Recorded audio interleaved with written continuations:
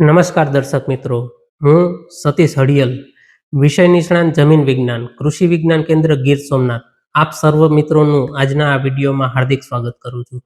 મિત્રો, આજના વિડીયોમાં આપણે ચર્ચા કરવાના છે કે આપણા રાજ્યમાં વવાતા એવા રોકડિયા પાક શેરડીના પાક વિશે અને શેરડીના પાકની અંદર જે ખાતર વ્યવસ્થાપન કરવાનું છે એ ખાતર વ્યવસ્થાપન વિશે. મિત્રો, આમ જોવા જઈએ તો શેરડી છે એ દક્ષિણ ગુજરાતની અંદર ખૂબ મોટા વિસ્તારની અંદર વાવેતર થાય છે, પરંતુ સાથે સાથે શેરડીનો પાક છે એ સૌરાષ્ટ્રના પણ ઘણા બધા વિસ્તારમાં વાવેતર થાય છે. તો મિત્રો, આવો જાણીએ કે આપણે આ શેરડીના પાકની અંદર કયું ખાતર નાખવાનું હોય અને ક્યારે નાખવાનું હોય અને કેટલા જથ્થાની અંદર નાખવાનું હોય. તો મિત્રો, આ માહિતી મેળવવા માટે થઈ અને આ વિડીયોને અંત સુધી નિહાળજો, જેથી કરી અને શેરડીના પાકના ખાતર વ્યવસ્થાપન વિશે આપણે સૌ જાણી શકીએ અને ખાતર વ્યવસ્થાપનની અંદર યોગ્ય સમયે યોગ્ય ખાતર જો આપવામાં આવે તો એનાથી આપને ખૂબ સારા પરિણામ મળે. તો મિત્રો, આપણે આ વિડીયોની શરૂઆત કરીએ એ પહેલાં આપ સર્વ મિત્રોને ખાસ જણાવી દઉં કે હજી સુધી જો તમે આ ચેનલને સબસ્ક્રાઈબ ન કરી હોય તો એમને સબસ્ક્રાઈબ કરી લેજો, જેથી કરીને આવા વિડીયો છે એ અવનવા વિડીયો છે એ તમને મળતા રહે. તો મિત્રો, વાત કરીએ કે શેરડીના પાકમાં ખાતર વ્યવસ્થાપન માટે થઈ આપણે કયા ખાતરો નાખવા જોઈએ, કેટલા પ્રમાણમાં નાખવા જોઈએ.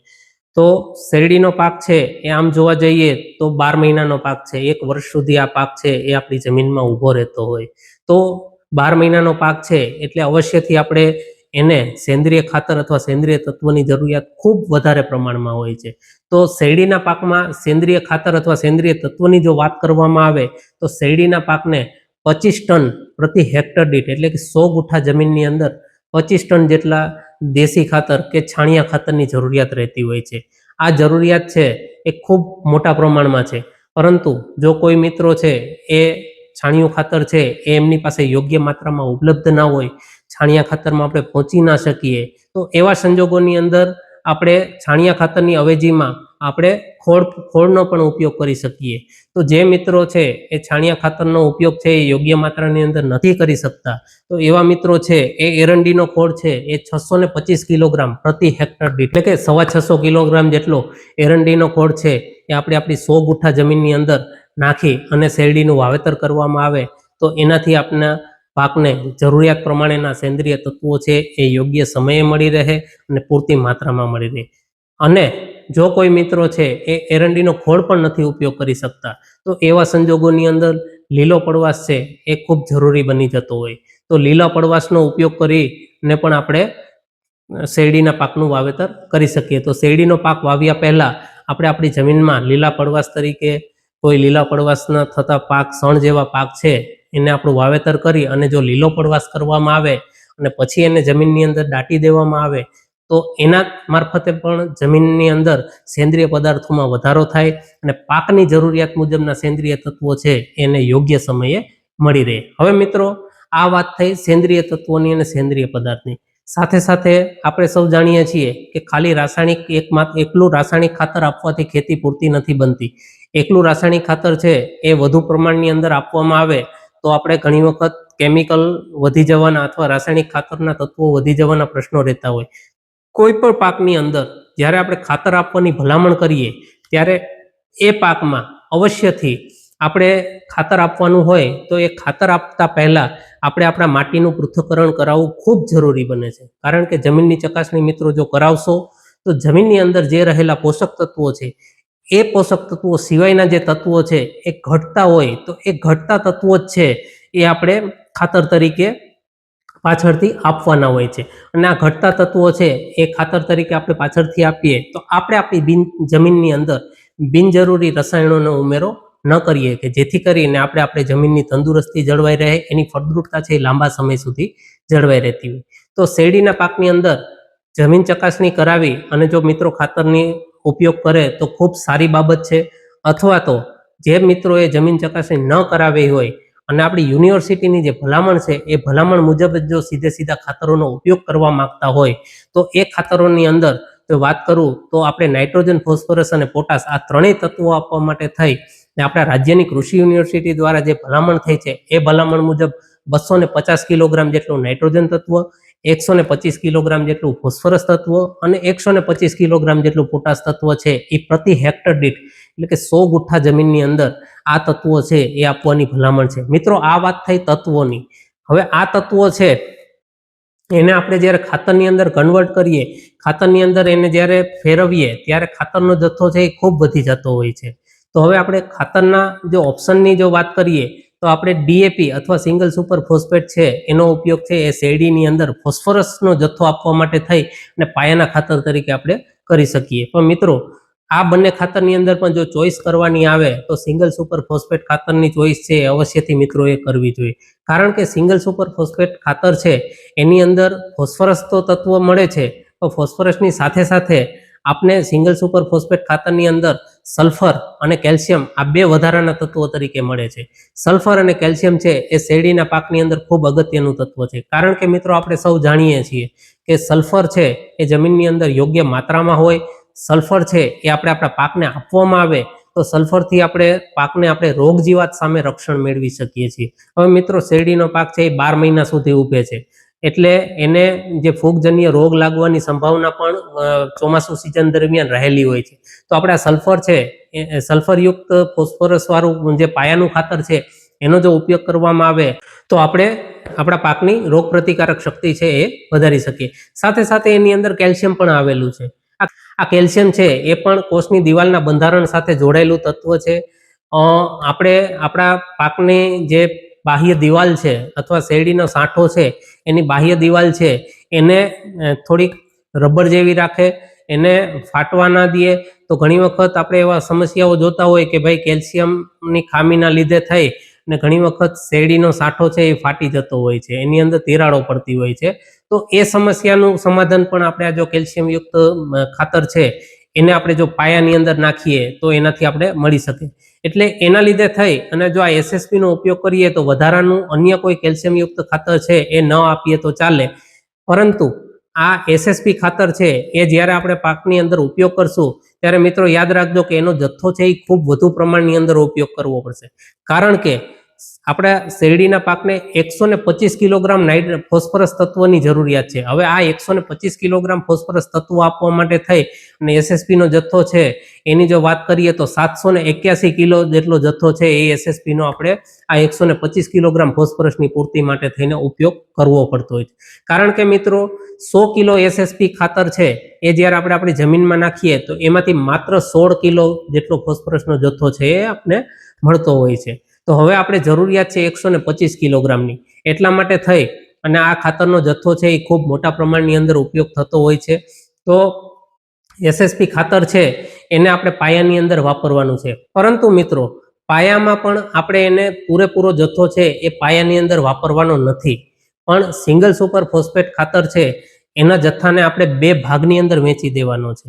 એટલે કે આપણે જો વાત કરીએ તો 781 કિલોગ્રામ જેટલા એસએસપી ખાતરની બે જથ્થાની અંદર જ્યારે વહેંચણી કરીએ તો 390 કિલોગ્રામ જેટલું એસએસપી ખાતર છે એ એક હપ્તાની અંદર આવતું હોય. તો શેરડીના વાવેતર સમયે આપણે 390 કિલોગ્રામ જેટલું સિંગલ સુપર ફોસ્ફેટ ખાતર છે એને આપણે પાયાની અંદર નાખી અને વાવેતર કરવાનું હોય છે. હવે મિત્રો બાકી રહેતો જે એસએસપી નો જથ્થો છે એને જો આપવાની વાત કરીએ તો બાકી રહેતો એસએસપી નો જથ્થો છે એ જ્યારે આપણે પાળા ચડાવીએ, શેરડીના પાકની અંદર જ્યારે આપણે પાળા ચડાવવાના આવે એટલે અંદાજિત જો વાત કરું તો 3.5 થી 4 મહિનાનો પાક થાય એ સમયગાળા દરમિયાન ખાસ કરીને પાળા ચડાવવાની ભલામણ છે. તો 3.5 થી 4 મહિનાનો જે પાક થાય એ સમયે બાકી રહેતો એસએસપી નો 390 કિલોગ્રામ જેટલો જથ્થો છે એ આપણે એ સમયે જો આપવામાં આવે તો એનાથી આપણે ખૂબ સારા પરિણામ મળે. કારણ કે મિત્રો શેરડી એક એવો પાક છે કે એની અંદર મૂળ છે એ ઉપરથી મુકાતા હોય છે, એટલે કે એની જે ગાંઠ હોય એ ગાંઠની આસપાસથી પણ નવા મૂળ છે એ ફૂટતા હોય. તો મૂળના વૃદ્ધિ અને વિકાસ માટે અને પાકના વૃદ્ધિ અને વિકાસ માટે થઈ અને ફોસ્ફરસ ખૂબ અગત્યનું તત્વ છે.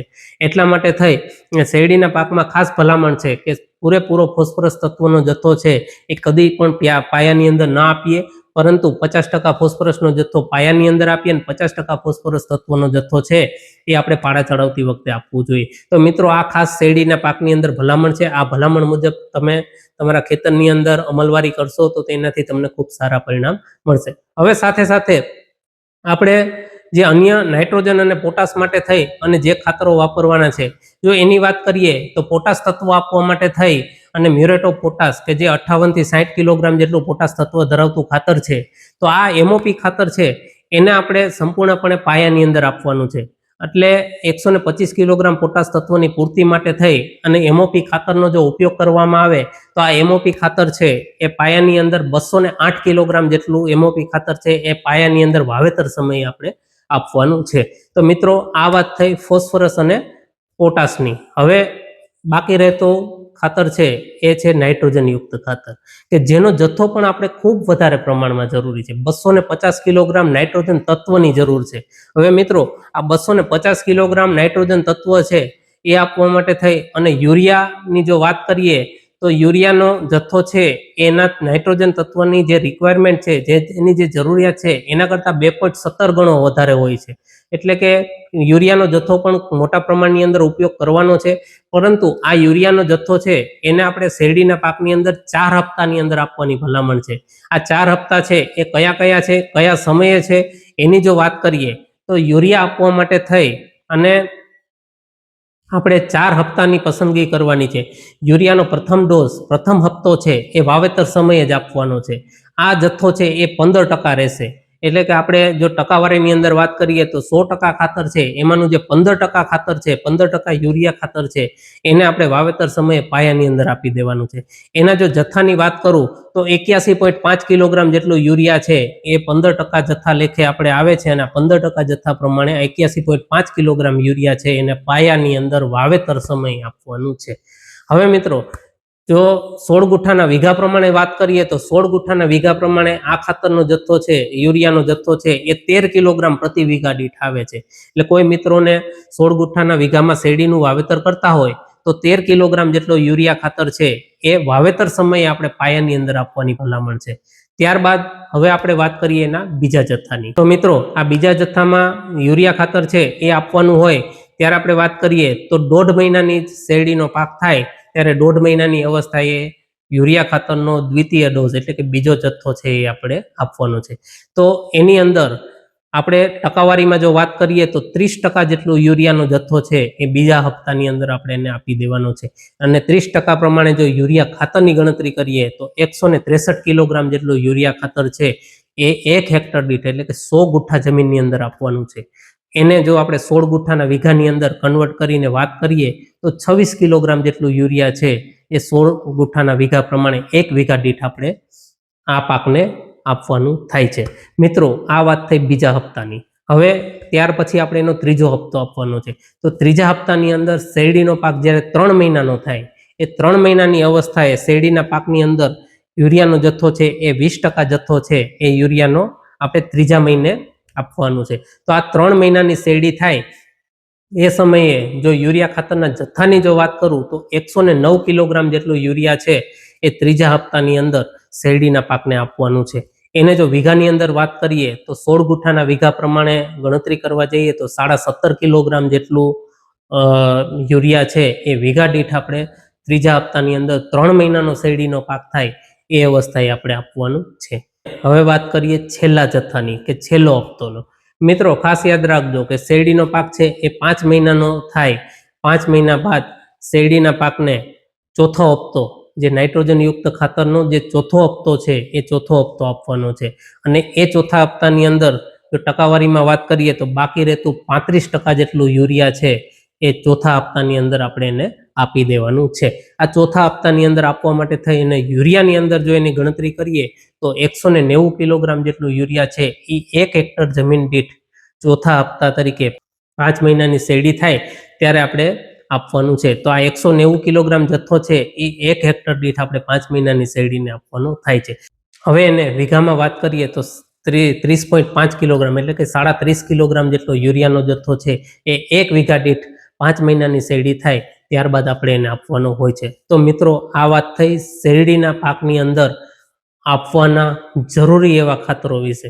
મિત્રો શેરડીના પાકની અંદર ફોસ્ફરસના ઓપ્શન તરીકે ડીએપીને પણ આપણે લઈ શકીએ, પરંતુ મિત્રો મેં વાત કરી એ પ્રમાણે સિંગલ સુપર ફોસ્ફેટ કે જે એસએસપી ખાતર છે એ ખૂબ યોગ્ય ખાતર છે.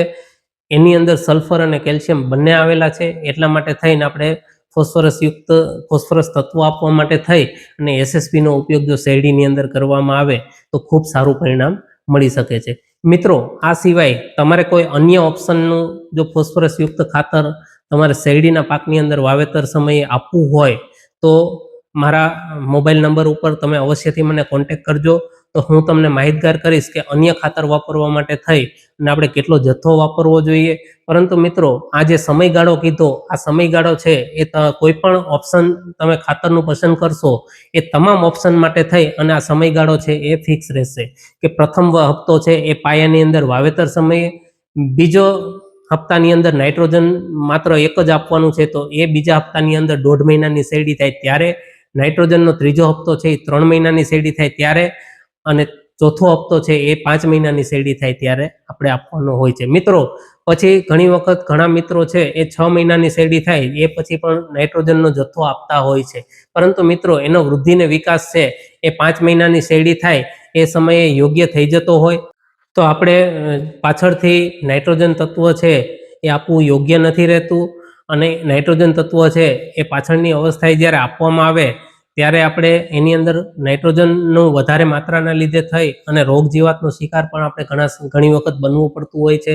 રોગ જીવાતનો એટેક છે એ આપણા પાકની અંદર વધી જતો હોય. મિત્રો, આવા સંજોગોની અંદર નાઇટ્રોજનયુક્ત ખાતર છે એને પાછળથી બહુ વધુ માત્રાની અંદર આપવામાં આવે તો એ કામનું રહેતું નથી. તો મિત્રો, આ સમયગાળો જે આપેલો છે આ સમયગાળાની અંદર જ જો શેરડીના પાકની અંદર યોગ્ય ખાતર યોગ્ય માત્રાની અંદર જો આપવામાં આવે તો એથી આપણે ખૂબ સારા પરિણામ મળે અને આપણે શેરડીના પાકમાંથી ખૂબ સારું ઉત્પાદન મેળવી શકીએ. મિત્રો, હવે આપણે અન્ય ઓપ્શનની જો વાત કરું તો નાઇટ્રોજન 250 કિલોગ્રામ જેટલો જથ્થો છે એ યુરિયાના સ્વરૂપની અંદર તો આપણે આપીએ છીએ, પરંતુ જો નાઇટ્રોજન તત્વનો ઘટાડો કરવો હોય તો એવા સંજોગોની અંદર બજારમાં ઉપલબ્ધ જે જૈવિક ખાતર છે કે જે એઝેટોબેક્ટરના સ્વરૂપની અંદર આપણે બજારની અંદર ઉપલબ્ધ છે, તો આ એઝેટોબેક્ટર ખાતર છે જે બાયો ફર્ટિલાઇઝર છે એને 2 કિલો અથવા 2 લીટર જેટલું એઝેટોબેક્ટર ખાતર છે એને 100 કિલો છાણિયા ખાતર સાથે મિશ્ર કરી અને 1 રાત રાખી અને બીજે દિવસે આપણે આપણા પાકની અંદર શેરડીનો પાક જ્યારે 30 દિવસનો થાય અને શેરડીનો પાક જ્યારે 60 દિવસનો થાય એમ કુલ આ 2 વખત જો એઝેટોબેક્ટર ખાતર છે એ છાણિયા ખાતર સાથે મિશ્ર કરીને જો આપવામાં આવે તો એનાથી આપણે જે યુરિયા ખાતરનો ઉપયોગ કરીએ છીએ એ ખાતરના જથ્થાની અંદર અંદાજિત 25% જેટલો ઘટાડો કરી શકીએ. એટલે કોઈ મિત્રોને જો યુરિયાનો વધારે ઉપયોગ ન કરવો હોય અને 25% ઓછું ખાતર વાપરવું હોય તો એવા સંજોગોની અંદર એ મિત્રોને બાયો ફર્ટિલાઇઝર એઝેટોબેક્ટર જૈવિક ખાતર છે એનો ઉપયોગ અવશ્યથી કરવો જોઈએ, જેથી કરી અને નાઇટ્રોજનનો જથ્થો છે એ ઓછો આપવો પડે. તો મિત્રો, આ 30 દિવસે અને 60 દિવસે એમ આ 2 હપ્તાની અંદર એઝેટોબેક્ટર ખાતર છે બાયો ફર્ટિલાઇઝર છે એને આપણે શેરડીના પાકને 2 વખત આપવાનું હોય. એમ કરીને ટોટલ 4 લીટર અથવા 4 કિલો જેટલું એઝેટોબેક્ટર કલ્ચર છે એ આપણે 1 હેક્ટર દીઠ જમીનની અંદર આપીએ તો આપણે આપણા નાઇટ્રોજનની જે જરૂરિયાત છે એને 25% જેટલી ઘટાડી શકીએ. તો મિત્રો, આ વાત થઈ શેરડીના પાકની અંદર કયું ખાતર આપવાનું છે, કેટલું આપવાનું છે અને ક્યારે આપવાનું અને કેટલા જથ્થાની અંદર આપવાનું છે. તો મિત્રો, આ માહિતી જો તમને પસંદ આવી હોય તો અન્ય ખેડૂત મિત્રો સુધી આ વિડીયોને ફોરવર્ડ કરતા રહેજો અને અમારી ચેનલને સબસ્ક્રાઇબ કરવાનું ભૂલતા નહીં. ધન્યવાદ.